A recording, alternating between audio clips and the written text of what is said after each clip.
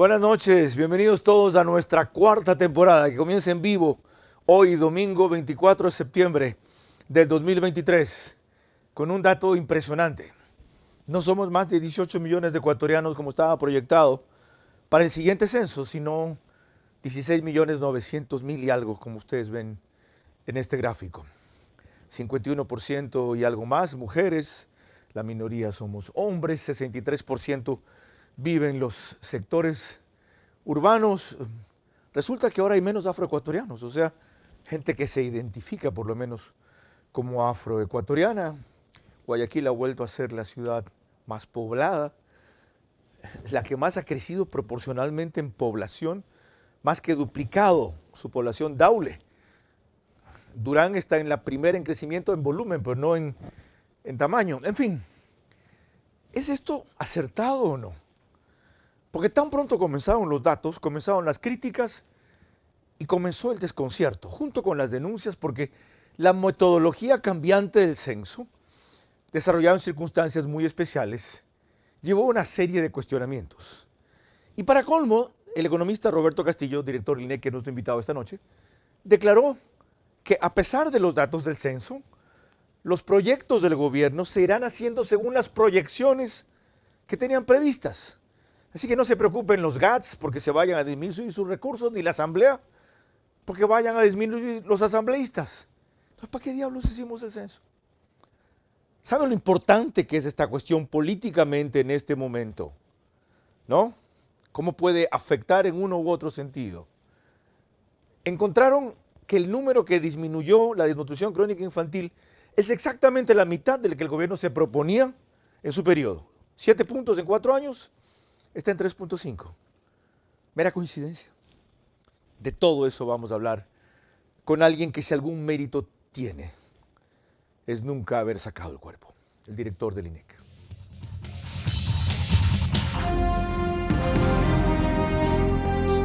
Este es Vera a su manera. Un comunicador que desde 1975 ha sacudido la televisión con formatos y estilos polémicos, sin ocultar sus simpatías ni jactarse de objetividad, pues el periodismo de opinión siempre asume una posición. Bienvenidos a coincidir o discrepar con Vera a su manera. Opinión con propósito. Democracia.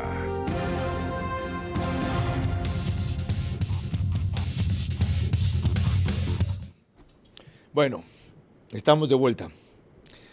Gracias a todos quienes llamaron, escribieron, preguntaron, también a quienes celebraron que el programa no esté al aire durante 10 días aproximadamente.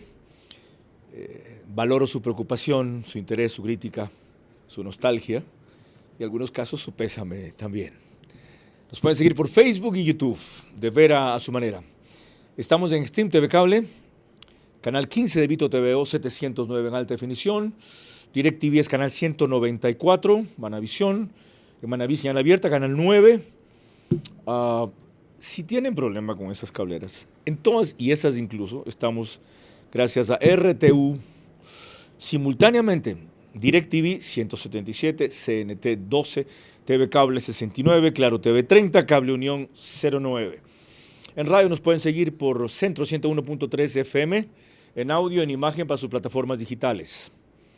Manaví, Candela 89.3 FM, Candela con K. Con Tulio Muñoz estuve hablando el fin de semana. Preocupado, ¿cuándo volvemos al aire? En Riobamba, la bonita del centro del país, 89.3 FM. También para Chimborazo, Cotopaxi y Tungurahua. Tengo tantas cosas que decirles y tan poco tiempo. Le acabo de decir al economista Castillo que no descarte que hagamos pronto un segundo programa por el giro que ha tomado los resultados del censo, la importancia y la gravedad de esto. Mañana vamos a hablar aquí con José Chalco, constitucionalista, de lo que avance o resuelva la Corte Constitucional respecto al CPCSS que pretendió destituirle y que ahora dice que no, que eso lo hizo un empleado y sin autorización. Aquí lo puse y no lo encuentro.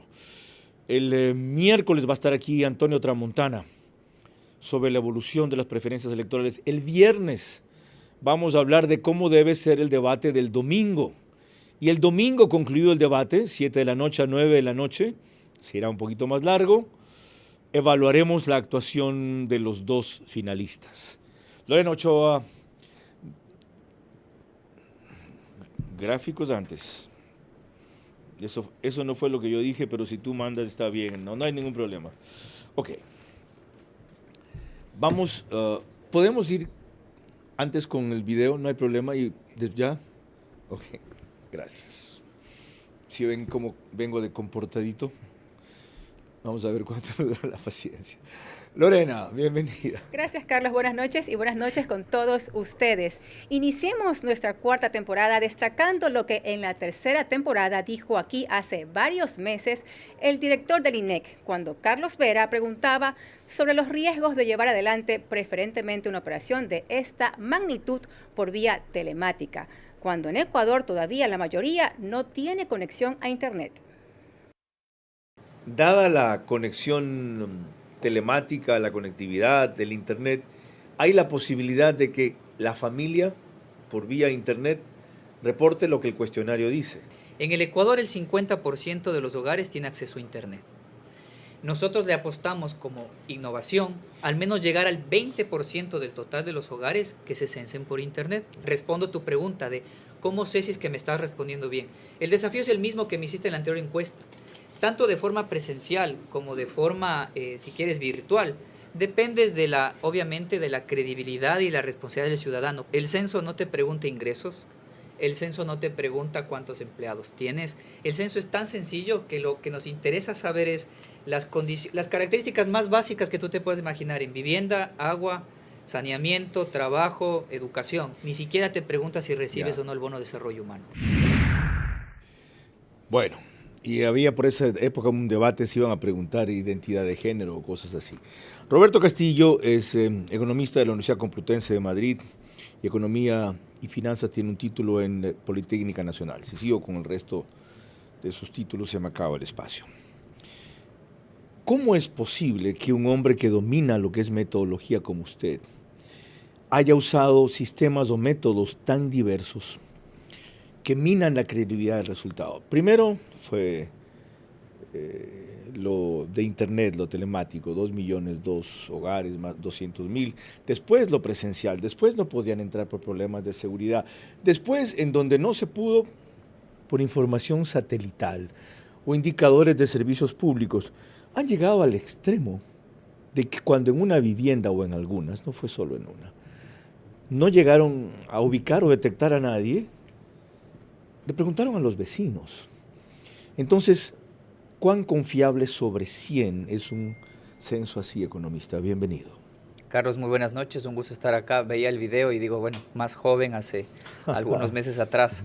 Mira, del censo de población, yo quisiera arrancar que ha sido el censo más desafiante, más resiliente que ha tenido este país. Y sobre los métodos, con mucho gusto. Mira, los métodos de recolección básicamente fueron dos: el censo por Internet y el censo presencial. Por Internet llegamos a 2.3 millones de personas. Proporcionalmente es cerca de un 14%. En la entrevista nos habíamos planteado un 20%. ¿Se puede hacer mejor a largo plazo? Seguro que sí, porque la tecnología va a estar presente, cada vez vamos a ir evolucionando. A ver, pero 3/4 partes del cumplimiento de la meta ahí equivale a 15 sobre 20 en calificación, pues. Mira, pasa rozando el año. ¿Y lo deja satisfecho? Totalmente satisfechos porque más allá de la cobertura fue la seguridad de la información que implementamos. ¿Cuál fue el problema para no alcanzar a la otra cuarta parte, no llegar al 20%? Mira, totalmente nos faltó un poco más de comunicación, nos faltó difundir con mayor agresividad, pero de allí lo más relevante para nosotros en términos de infraestructura fue justamente todos los protocolos de seguridad. Recibimos o intentaron atacarnos más de 7 millones de ocasiones. Mira, ¿qué es atacarnos? Atacar es tratar de vulnerar nuestro sistema informáticamente. Exactamente. ¿Ubicó quiénes, de dónde, orígenes de los ataques? Los ataques normalmente vienen de otros países, digamos que hay empresas que contratas en el exterior. ¿Y el objetivo podría ser? El objetivo básicamente era deslegitimar el proceso. ¿Demorarlo o cambiar los datos? Vulnerar el sistema y generar la narrativa de que la información había sido vulnerable. ¿No tuvieron éxito en ningún caso? Tuvimos éxito en... ellos no tuvieron ellos éxito. En ningún caso. Y hoy te puedo decir que después de varios meses de que haber concluido el censo en línea, la información está segura, está encriptada, y eso es algo que normalmente no se resalta. Si hubiera pasado algo... Ya, ese porcentaje cubierto telemáticamente, 14-15%, ¿cuán fidedigno es sobre 100 en los datos? 100% fidedigno. Y esto no es... Mira, que aquí hay muchas... Si es que es cierto lo que les reportó la gente. Totalmente. Porque en ese caso no fueron a comprobar si ese 15% que telemáticamente comunicó dijo la verdad. Simplemente le tomaban la palabra. Sí, Carlos, y lo mismo sucede cuando te hago una entrevista personal. Pero te doy un dato para un poco abrir un poco el espectro. Colombia, Uruguay, Argentina, Brasil, hacemos censos de esta metodología. Pero es no un censo nacional. Un censo nacional. Uruguay lo acaba de hacer, Brasil lo acaba de Y hacer. en el Ecuador, habiendo pasado una pandemia y teniendo el problema de inseguridad que tuvimos y tenemos este año, ¿no es una locura insistir en combinar métodos? No, de hecho, mira, es que es todo lo contrario. Mira, pero vamos un poco, Carlos. Hicimos censo por internet, hicimos censo presencial. ¿Presencial a cuántos? El presencial, bueno, llegamos al otro, digamos, casi 14 millones de personas que fueron censadas. Y en ese censo presencial se utilizaron las tablets y en zonas de alto riesgo, obviamente fuimos con con cuestionarios en papel, porque no podíamos exponer ¿Qué la hicieron en seguridad. los sitios donde no lograron por ninguna vía entrar? Ya, y tú acabas de mencionar algo que lamentablemente se van tergiversando los temas. El INEC no ha hecho censos utilizando imágenes satelitales o cosas por el estilo. No. Y te estoy diciendo, mirándote los ojos, no. Tampoco preguntar a los vecinos, miren, esa casa no pudimos censarla, ¿cuántos viven? Y acá también, la respuesta es, aquí sí tengo que explicar. Estas metodologías, Carlos, para no ahondar mucho más, el reto que tienen es encontrar a las personas que no están en casa, porque salen a trabajar, porque salen a estudiar, principalmente en estratos medios, medios altos de las grandes ciudades, ¿ya? En esas personas... Perdón, me pasó a mí. Ok, ¿qué te pasó a ti? 2 veces me fueron a buscar y no me encontraron. Y en una tercera insistieron, yo les dije, es ahora que ustedes van, yo no estoy allí. Pactamos una hora, fueron y me censaron. Mira, Me pasó a mí. Tú eres parte de esa población que nos fue más difícil poder llegar, pero finalmente logramos conseguir la entrevista. Pero en casos en que no, efectivamente llegamos 5 o 6 veces, la preguntar al vecino simplemente fue para confirmar el número de personas y saber que en esa vivienda habían personas. Y de allí se usa un método que lo aplica Brasil, Canadá, México, Colombia, en el cual se imputa las características de estas personas y con eso se subsana el no encontrar a las personas. Con todo eso aclarado, ¿cuánto de confiabilidad tiene el dato de que somos 16.938.986 habitantes en este país? 100% confiable no estaría aquí. 100% no fuera así. confiable. Así ¿Cómo es. podemos verificar si eso es exacto? Mira, de la forma... Para el momento en que se midió, porque ahorita deben haber 1.500 más, 15.000 más. Mira, la forma de hacerlo es, primero el INEC documenta todo lo que hace, el proceso está sometido a una auditoría que le solicitamos a Naciones Unidas que vengan expertos internacionales a evaluar el censo y toda la información será documentada. Es la única forma, digamos, tema de transparencia. Hemos ido a universidades, Carlos, más allá de las redes sociales, hay gente que realmente le interesa conocer el procedimiento. Hemos estado visitando varias universidades, nos hemos reunido con varios académicos, con varios estadísticos para transparentar totalmente el proceso. Sí, vamos a averiguar por qué somos menos de 18 millones, que es lo que la proyección decía que debíamos ser más. Antes, revisemos, ahora sí, Pedro, rápidamente algunas cifras. 6.611.535 viviendas, ¿qué? Que visitamos, que censamos. Ok. Más personas viven solas ahora que antes.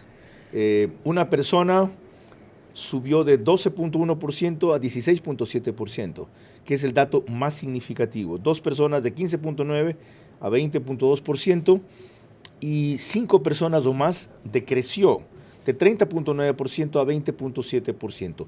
Esto último, ¿cómo se explica? Esta caída de 30 a 20% de que ya no viven 5 personas o más. Carlos, perdona si soy infidente, pero con la confianza del caso, si me lo permites, ¿tú con cuántas personas vives en tu Solo casa? una. Ok. ¿Tú con cuántas personas vives en casa? 2. Bueno. Sigamos con el resto. ¿Tú con cuántas vives? 2. Di la 3. verdad, pues, hermano. Hay una 3. más que va en otro Ya, rato. tú eres todavía un outlier. Tú eres un 5. Badulaque. 5 personas. Bueno, ¿Tú con cuántas vives? Una más. Al fin, cuenta bien. Al fin, 2 y una más son 3. No, Ah, 12 eso ya. total. ¿Tú con cuántas vives? Ok, es el único que tiene familia integrada. Mira, Ok. somos 2 en casa. Y esto es gran parte de la explicación que quiero el día de hoy comunicar. Ese es para mí y para el equipo, es el gran hallazgo de un cambio fuerte en los últimos 12 años, de un cambio de comportamiento. Hogares cada vez más pequeños porque estamos teniendo menos hijos. Si tú sumas las personas que viven solas más las que viven entre dos, llegan a 35%. Puedo decir que de cada 100 hogares en el país, 35 máximo están compuestos por 2 personas. Ok, siguiente dato. 38.5% de hogares declaran como representante del hogar a una mujer, 10 puntos más que en el 2010. ¿Cómo explicar esto? Esto es uno de los elementos que a nosotros nos genera una satisfacción, digamos, pensando en estas equidades de género, porque de alguna u otra forma vamos viendo cómo empezamos a sincerar los roles dentro del hogar. ¿Es que la mujer está más empoderada o es que está viviendo más sola como madre responsable sin pareja? Domina la segunda. La primera, de ser, digamos, de tener más conciencia de, digamos, sincerar lo que a mi criterio siempre ha sido, y es un tema de mayor empoderamiento. Ok, por primera vez registramos 4.1 millones de mascotas. Esto ha llamado mucho la atención y es una de las estadísticas más reveladoras, pero no es más mascotas que niños los que hay. Niños decían el dato que es 4.3, ¿verdad? 4.3 millones. ¿Hasta sí. cuánto consideran ustedes que son niños unas personas? Bueno, se define en el tema de los niños es hasta los 11 años. Hay una normativa. Correcto, hasta los Ajá. 12 años. Menores de 12 12 años. años. Menores de 12 años. Ahí está. 11 años. Porque ese dato, por ejemplo, señor 59 intendente, que meses. lo ilustren. 4.3 millones de niños representa el 25.5% de la población total. Poner entre paréntesis menores de 12 años. Ya. Correcto. Adolescentes son de De 12 hasta 17. 12 hasta 17. Ok, vamos con hogares. 248.545 hogares reportaron que al menos una persona falleció en los últimos 3 años. Esa parte no me interesa tanto como la otra. 96.581 hogares dicen que alguno de sus miembros salió fuera del país y no ha regresado. ¿Podríamos decir que esta es la cifra aproximada de migrantes que se fueron el 2022? De hecho, es dentro de los últimos 3 años, pero esto luego lo vamos Dentro de los últimos 3 años. Sí, lo vamos a complementar con los registros de entradas y salidas migratorias, porque luego se calcula ya el dato oficial de cuántas personas salieron del país. Ok, también es importante, esto es de los últimos 3 años. Sí, en el tema de la mortalidad sí, en el tema de Ok. migración también. Habíamos proyectado crecer 3.1 millones en personas y no ha sido así. Fíjense, en el 2010 éramos algo más de 15 millones, debíamos ser 18.1 millones, volvemos a lo anterior. Aparte de fallecimientos, baja de la tasa de natalidad, ¿qué otra razón hay? Migración. A ver, Carlos, más bien, si me permites en el espacio, ¿no? Llega el 2010, contabilizamos 14.5 millones de personas, luego 2 años después se estima que la omisión, la gente que no fue censada en el año 2010 fue de 500.000 de personas. ¿Ya? Eso se corrige siempre y ahora también lo vamos a hacer. De los 15 millones, el equipo de demógrafos del INEC hace un supuesto de cuántas personas iban a nacer, cuántas iban a morir y cuántas iban a migrar. Esos supuestos no se cumplieron. Se equivocan en la proyección. ¿Por qué? Y no es que se equivoquen. Nacieron menos. Nacieron menos, ¿Ya? fallecieron más. Fallecieron más, pero la pandemia explica un poco eso y han se fueron más. Ya está. ¿Qué promedio se fueron más? ¿Cuántos han migrado? Mira, utilizando otras fuentes de información, solamente viendo las entradas y salidas de ecuatorianos, post pandemia han salido cerca de 300.000 personas. Post pandemia. Post pandemia.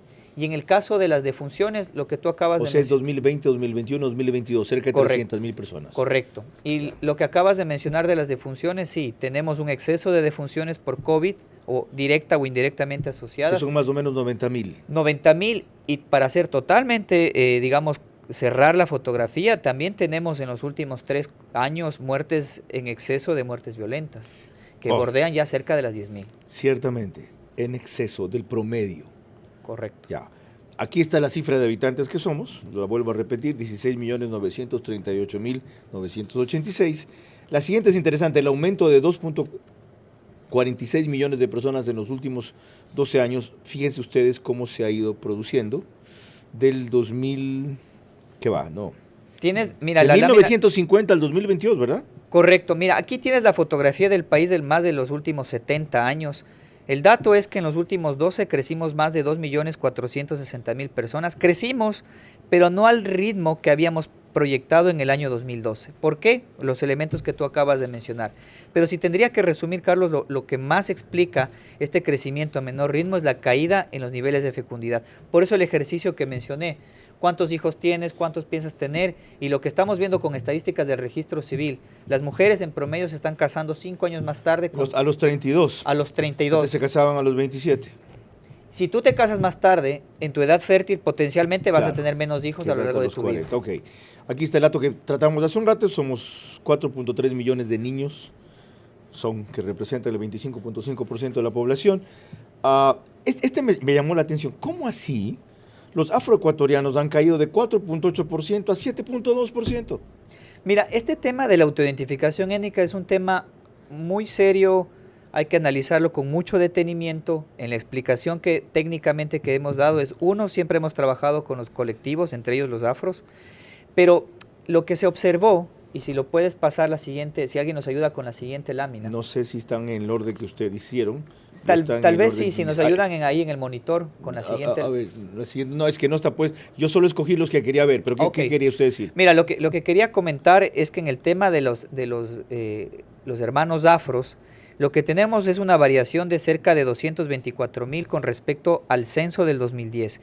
Pero lo interesante es que entre el 2011 hasta el 2022 ya existe una caída que se va viendo en las diferentes encuestas que realiza el INEC. ¿Hay 224,000 menos afroecuatorianos? Con respecto al 2010. Pero no es que hay menos, es que hay menos que se identifican como eso. Exacto. Si los afroecuatorianos son un grupo étnico que usualmente se casan entre ellos, como los indígenas usualmente se casan entre ellos. Y acá, Carlos, solo quiero aprovechar el espacio. Hay más afroecuatorianos en Esmeraldas, en Imbabura, de los que tuvimos en el año 2010. La caída en la autoidentificación de los hermanos afros se da sobre todo en Guayaquil y en Quito. Y ahí hay un fenómeno que es histórico y digamos, y que esto se estudia mucho, es qué pasa cuando una persona migra del campo a la ciudad o cuando vas a las grandes ciudades empiezas a perder tu cultura, tus hábitos y potencialmente ya no te autoidentificas como afro. Ok, bueno, ya sabe las connotaciones que esto va a tener, ¿no? Estamos muy claros del tema. Extranjeros, otro dato desconcertante. ¿A quién se le ocurre que solo hay 425,045 extranjeros cuando el propio gobierno, la Cancillería han dicho que solo venezolanos hay 400,000? La respuesta es sencilla. Nosotros medimos a personas que son residentes habituales. La residencia no tiene que ver con el estatus migratorio, perdona. Solamente son personas que van a estar 6 meses o más en el país. Por tanto, población en movilidad humana no se contabiliza en un censo. Entendí, Quicho, decían cuando yo estudiaba en el Colegio Americano de Quito. Crecimiento en las ciudades satélites. Aquí está lo que mencioné al principio. Daule es un fenómeno. Pasa de 90,000 que aparentemente tenían 2001. En el 2001, ¿ya? A cerca de 240,000 ahora. Correcto. Ha habido una explosión demográfica en las ciudades, en los cantones aledaños a las grandes ciudades. Ni siquiera diríamos satélites porque ya son ciudades que superan los 100,000 personas. Ahora entiendo. Durán, Daule, San Borondón, Rumiñahui, Cayambe, Mejía, Montecristi. Son en los cantones aledaños a las grandes ciudades. Montecristi casi ya es Manta mismo. Tú vas de Portoviejo a Manta, pasas por Montecristi y nunca te diste cuenta en qué momento. Rumiñahui es Quito, San Borondón, si no fuera por el río es Guayaquil. Cayambe sí está un poco lejos. Ok, prosigamos con esto. Ok, ya, o sea, no vamos a pasar los reportajes ahorita, ¿verdad? Ya, perfecto. Lorena, dale. Cuando volvamos, la opinión de Byron Villasís, ex director del INEC, el mayor cuestionador del último censo. También tendremos vía Zoom la opinión de Bolívar Loján, comparando lo que dice el censo del cual es la población electoral con lo que dice el CNE, que es casi 2 millones mayor. Un censo ampliamente cuestionado necesita de urgencia pruebas más que opiniones de precisión y aún así auditoría independiente para verificar su nivel de acierto. Vera a su manera, crítico e independiente.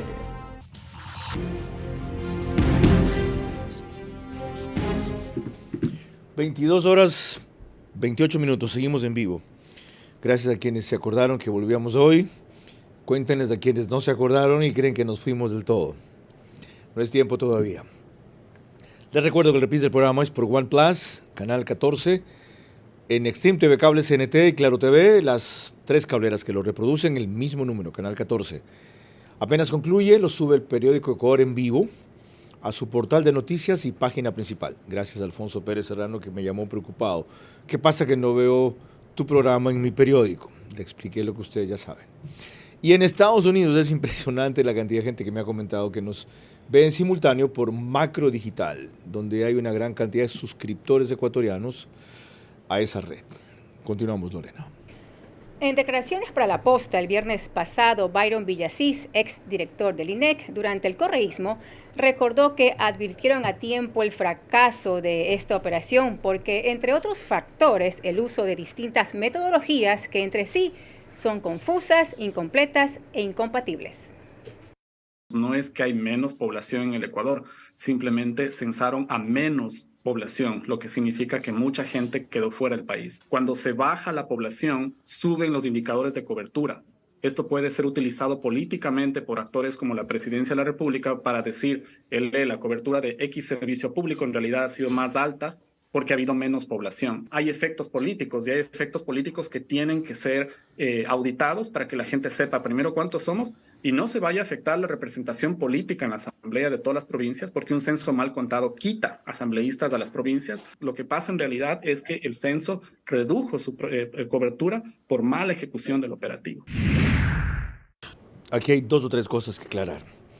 Hay menos censados. Usted admite que cerca de 500,000 en el último censo se quedaron sin censar. En el 2010. En el 2010, el último censo. Ese fue el último, ¿no? El penúltimo. El último ahora es del 2022. Yo dije el último fue el 2010. Ah, penúltimo, ya, el último es este. Claro. Cierto. Okay. Gracias por la corrección. Está bien. Tienes razón. ¿Cuántos se pueden haber quedado fuera ahora? Mira, nosotros estimamos un aproximado 600,000, 650,000. ¿Y sabes quién lo calcula? El INEC con asistencia técnica de la División de Población de la CEPAL. De la misma forma que lo hicimos en el año 2010, de forma técnica, transparente. O sea, siempre hay un margen por de supuesto. gente que se queda afuera. El ajuste en el penúltimo censo fue 500,000, ahora se estima que podría ser 600,000. 600, 650, ojo, Decir, preliminar, porque luego a uno le sacan de contexto ya. y esto lo van a hacer el equipo técnico. ¿Cuándo? Nuestra meta es llegar a noviembre para tener ya una cifra ajustada por la omisión censal. Ojo, en el año 2010 esto le tomó al país 2 años. El INEC se demoró en ese entonces 2 años. ¿Por qué? Porque las fuentes de información no eran tan buenas, etcétera. Ahora tenemos mejores fuentes de información para hacer ese cálculo de la omisión. Ya, la otra cosa que dijo Byron Villasís, vi yo en la entrevista con la Posta el viernes, en la cual yo coincido con mi extrañeza, fue como exactamente le salió el cálculo al INEC de la disminución de la desnutrición crónica infantil a la mitad de lo que correspondía a la mitad del periodo del gobierno de la meta que se había hecho para 4 años. Aspiraban a bajarla en 7 puntos, o coincidencia, resulta que la han bajado exactamente en 3.5. ¿Cómo hicieron esa medición? Primero, ¿por qué el match perfecto? Mitad de periodo, mitad de resultados, expectativa. Y lo más importante, esa medición solo se puede hacer en un lapso más amplio. Es decir, los niños no se recuperan de aquello en 2 años como para que les saquen de esa categoría enseguida. Ay, Carlos, solo si me permites, de las declaraciones que escuché de este señor, claramente no tiene idea de cómo funciona el sector social en el país. Usted pregúntele a cualquier, y le invito, Carlos, usted que es un periodista de investigación, invite a cualquier subsecretario, viceministro o exministro de salud y pregúntele cuando ellos vayan a vacunar a los niños en territorio, siempre se quejaban de que ya no habían tantos niños, porque cuando tienen que haber las coberturas de las vacunas, lo que se encontraban era en muchos cantones que ya no había tantos niños como había proyectado el INEC en el año 2012, número 1. Entonces no hay aquí estas teorías conspirativas, a mí me causan, la verdad, nosotros muy seguros. Pero no es demasiada la coincidencia. No, y ahora te voy a hablar de desnutrición. Fíjate el tema de transparencia. Te voy a contar cómo fue esta historia. El INEC levanta esta encuesta durante 12 meses. En los primeros 6 meses tiene resultados preliminares. Le informa al presidente de la República. El presidente de la República toma la decisión, lo más objetivo posible, solicitar a todas las agencias de Naciones Unidas que hagamos una verificación paso a paso de la calidad de la encuesta. Trabajamos 5 meses, no con cualquier persona. Trajimos a los mejores técnicos. O sea, la forma de hacer la averiguación, de hacer la encuesta, la medición, fue avalada por técnicos internacionales. Que trabajaron durante 5 meses, técnicos del Banco Mundial, de UNICEF, de la OPS, eso en el de la diseño, CEPAL. ¿quién puede verificar que en la ejecución se cumplió? Con los documentos, Carlos, están colgados en la página web. ¿Y sabes cuál es lo que a uno le... No refiero a dónde están colgados. ¿Quién puede verificar que en verdad se hizo así? ¿Tienen ustedes testimonios documentales? Total. De que van al sitio, en verdad, miden de esa manera, ven peso, averiguan, si cruzan las variables y los parámetros? Carlos, absolutamente todo. Y algo, mira, hay personas, las que critican en redes, digamos, es lo que es. Les hemos invitado a tantos académicos a que nos acompañen en territorio para que vean nuestro trabajo. Si alguien le dice, economista, muéstreme en Colta cómo usted lo hizo, usted puede documentalmente soportar eso. Totalmente. No decir aquí están los cuadros, resultados del registro, sí, sino que se vea la gente yendo, sí, midiendo, fotografiaron, documental. Totalmente. Ok. Y Carlos, no me quiero quedar con estas cosas a veces políticas que se manejan. Solo para hacer la precisión, la meta del gobierno fue reducir 6 puntos, no 7, número 1. Número 2, la sobreestimación o los cálculos que se hicieron de la desnutrición, los hicimos con los técnicos de Naciones Unidas. La reducción de los 3.5 puntos porcentuales entre el 2018 y al 2022, lo hicimos en conjunto con varias agencias de Naciones Unidas. Hay otra cosa interesante, es del 2018 al 2022 que se ha reducido esto. Correcto. No es 2021, 2022. No, y esto siempre lo he dicho en todos los espacios. Ok, no, yo es primera vez que lo entiendo así. Y Carlos, es decir, eso es principalmente del gobierno de Lasso, pero no solamente del gobierno de Lasso. Técnicamente ese logro. Es así. Y sabes, y te voy a ser totalmente transparente, porque aquí lo más importante... ¿No lo van a votar a usted mañana por eso? No lo sé, Carlos. Yo ¿El solamente... INEC depende de la presidencia? Carlos, te cuento algo que no es menor. Mira, es la primera vez que tenemos niveles de desnutrición para niños menores de 2 años tan bajos en los últimos 20 años. ¿Existe un efecto de política? Sí. Pero no hay que decir que ya se acabó. Todavía tenemos un 20% de niños en desnutrición. Esta es de las pocas cosas que deben continuarse y pueden mejorarse. Ok, vamos a otra cosa preocupante. Miren, Bolívar Loján, que es parte del colectivo Defiende tu Voto, publicó hoy esta información en Twitter, en donde hace notar la diferencia que hay entre la cantidad... No vayamos todavía, pongamos el tweet primero, Pedro. Ya. La diferencia que hay entre el número de electores según el INEC y el número de electores según el CNE. El CNE, correcto. Según el CNE, son 13 millones y pico de electores. Según el INEC, son 11 millones y pico de electores. Ahora sí, Bolívar, buenas noches, bienvenido. Disculpe.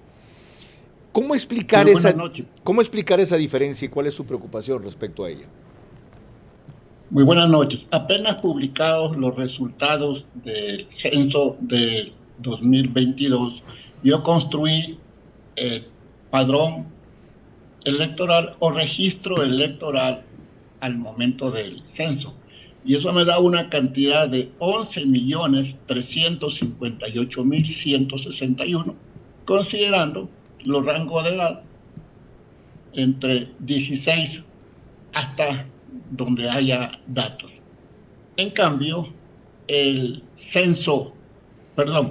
registro electoral o padrón electoral general con el cual se han hecho las 2 últimas elecciones en Ecuador en este año, dice que son exactamente 13.450.400 sufragantes. Una diferencia de poquito más de 2 millones de sufragantes, que representa como el 18,5%. La pregunta, ¿por qué tanta diferencia? Y segundo, ¿qué hacer para disminuir, para reducir esa brecha tan grande? Ok, esto es terriblemente grave y preocupante teniendo nosotros elecciones en 3 semanas.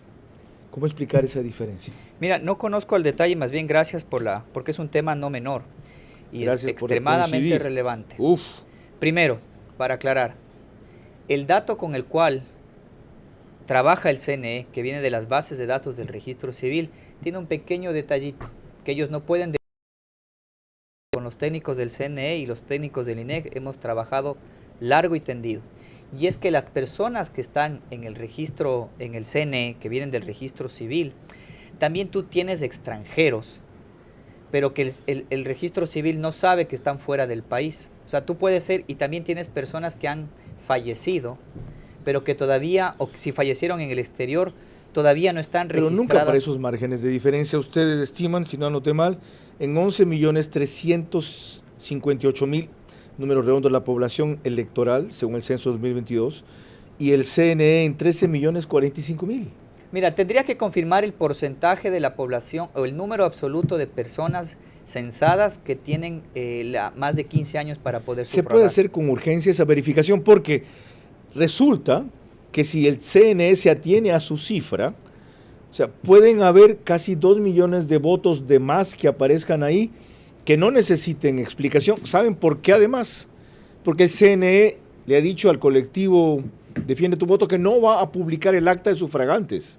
Es decir, que ustedes no van a saber cuántos finalmente fueron a votar ahí. Y que, por ejemplo, si fueron a votar 220 y se aparecen 280 papeletas, no hay problema. Se da como que votaron 280 cuando solo concurrieron 220. ¿Se entiende la gravedad de esto? ¿Ya? ¿Ok? Y lleguemos hasta ahí nomás. Lo que teníamos previsto, dejémoslo Pero, sin efecto. Carlos, Sí. solamente para complementar y para que no haya... El CNE por su propia normativa, y aquí me adelanto un poco a mencionar, cuando hace un nuevo proceso electoral toma un tiempo. O sea, de hecho le pide al INEG el apoyo al registro civil, al menos para este periodo no va a suceder. Potencialmente las bases del datos del INEC sucederán para ya las elecciones del año 2025, pero técnicamente son dos poblaciones distintas. La limitación que se tiene en el registro civil es que tienes personas que están en el exterior, pero constan todavía en el Ecuador. Entiendo, pero no para esos márgenes, por Dios. Bueno, desconozco, pero entiendo las te doy a dar el diferencias dato.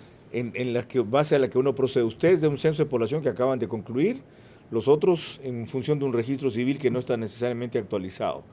Pero Exacto. esto es muy grave. Organizaciones políticas que participan en la final, sobre todo la campaña de Daniel Noboa. Ojo, advertido, repito una vez más, según el CNE, están habilitados para votar 13.450.000 personas.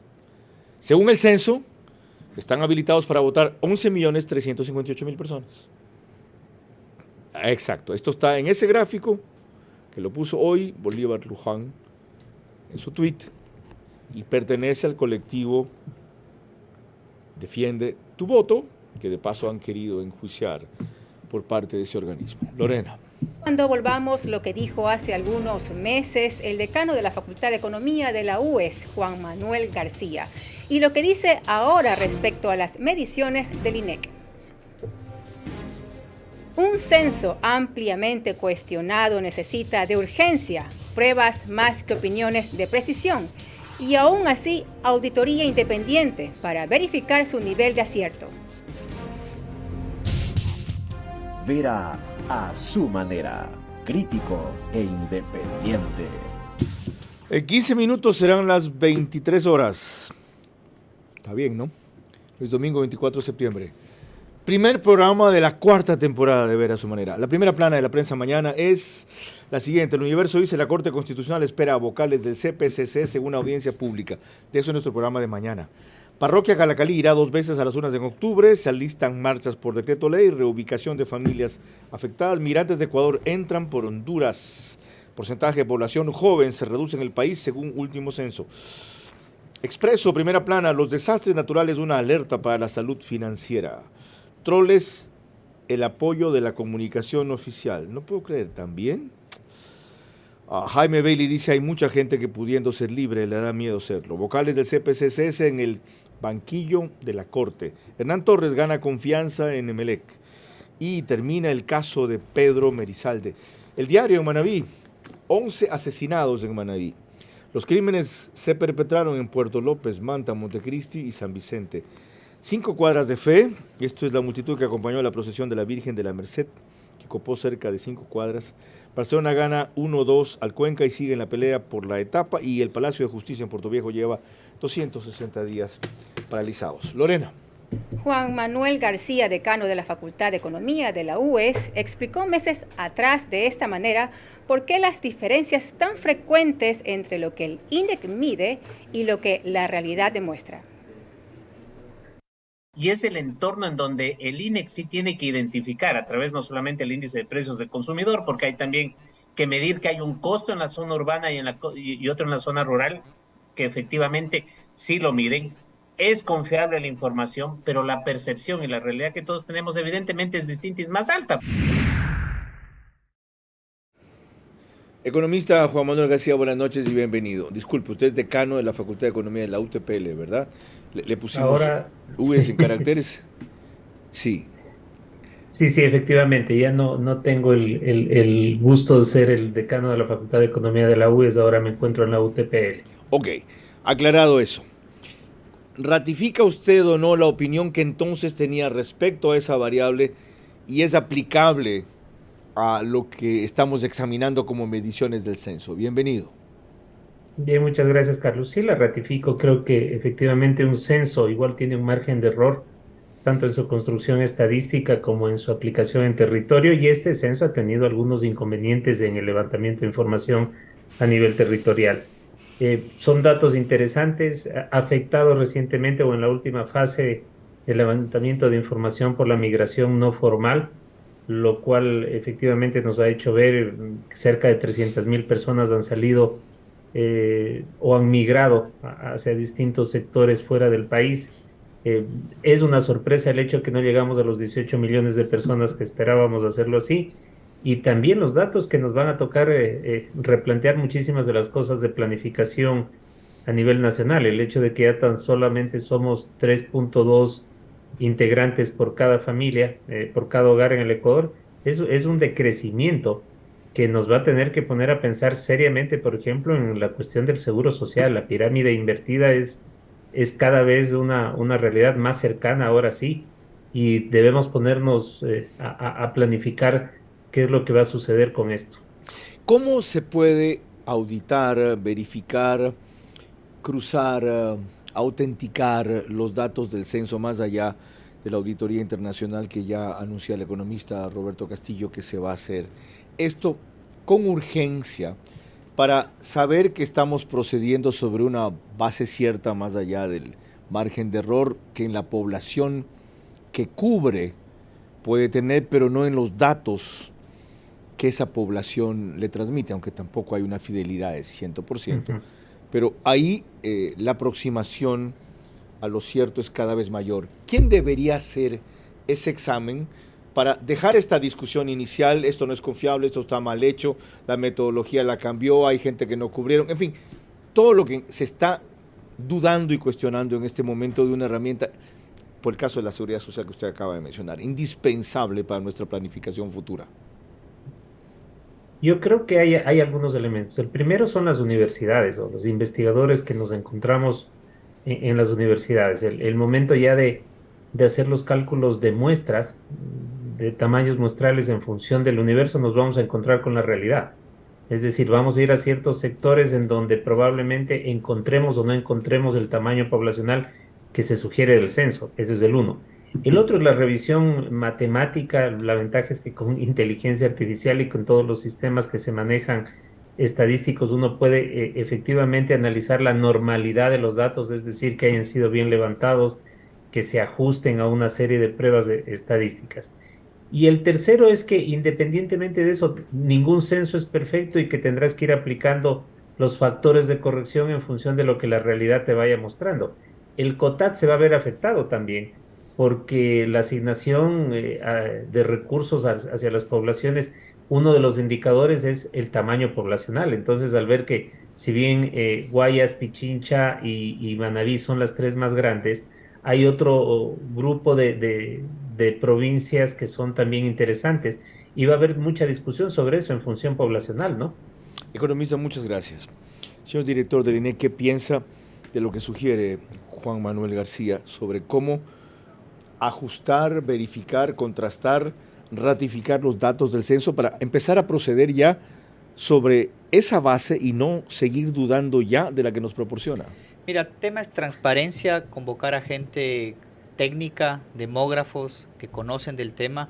Le hemos pedido a las Naciones Unidas que lo haga por un tema totalmente de transparencia, porque en esta ronda de censos varios países hemos tenido dificultades.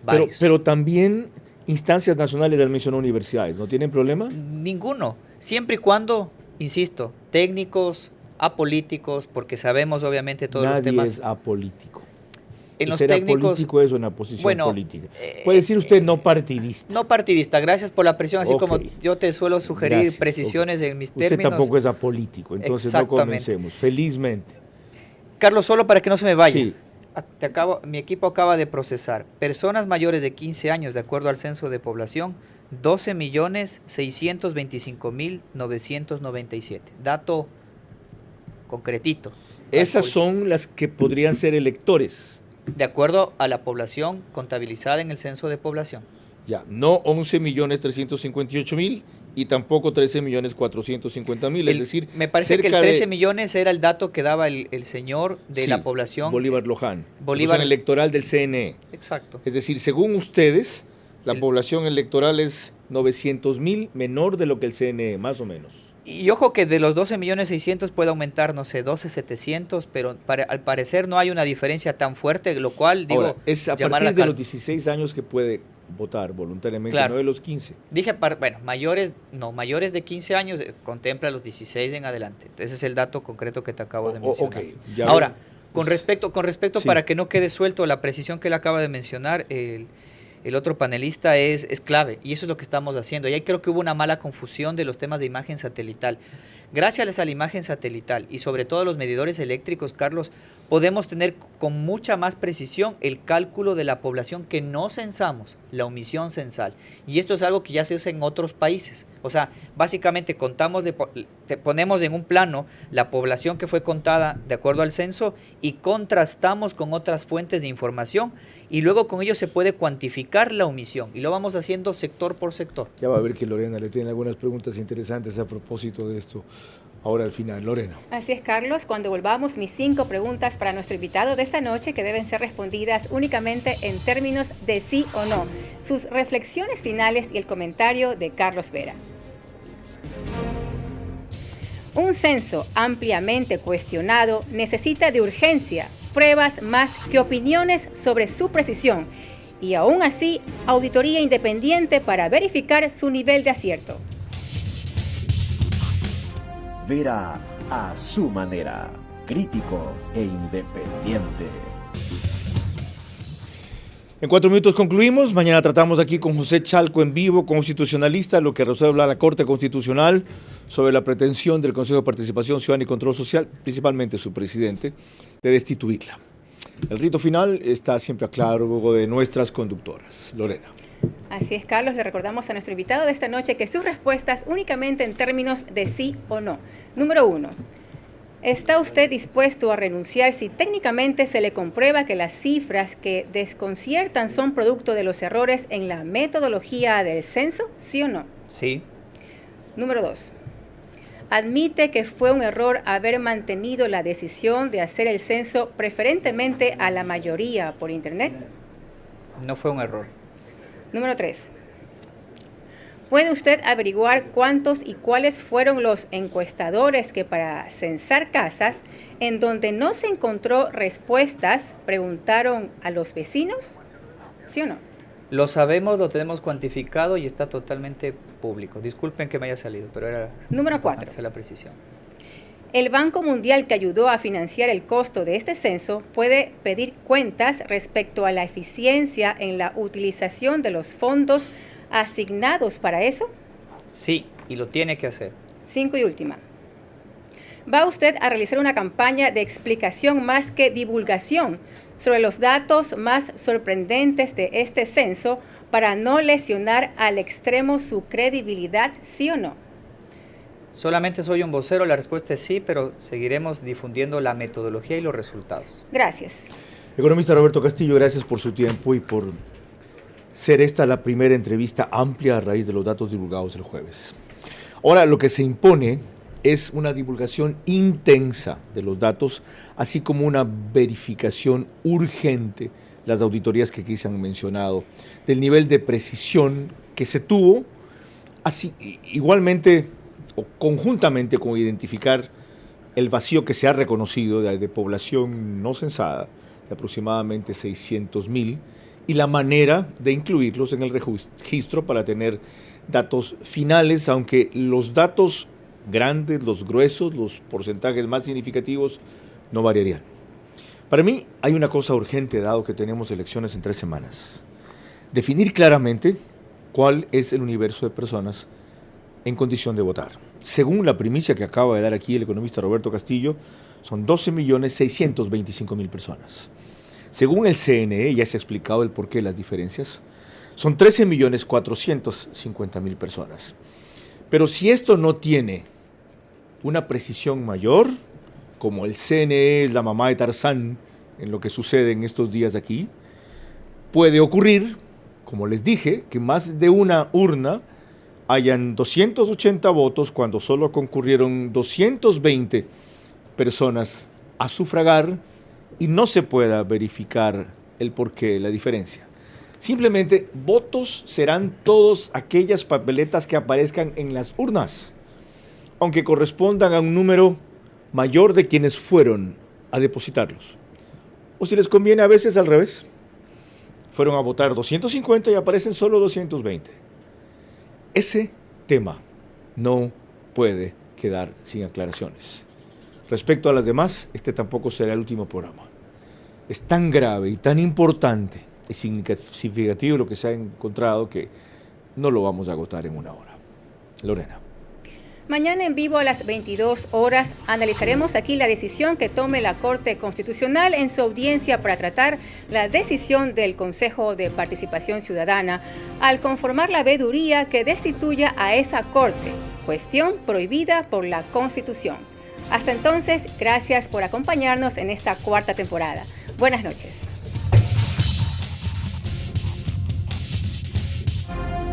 Vera a su manera. Llegó al auspicio de